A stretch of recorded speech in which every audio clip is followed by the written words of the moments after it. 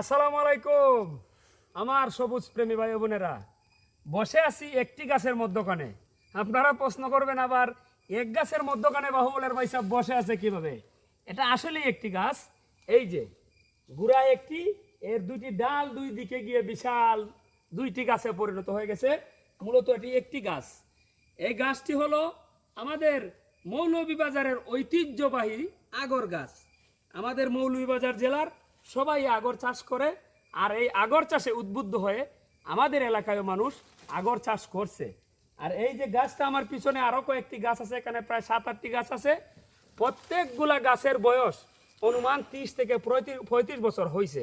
তার কারণ হলো এখানে নিজের হাতে আগর তৈরি করার কোনো সিস্টেম ওনারা করেন নাই, প্রাকৃতিকভাবে আগর হওয়ার জন্য এই গাছটিকে রাখা হয়েছে এখন পর্যন্ত।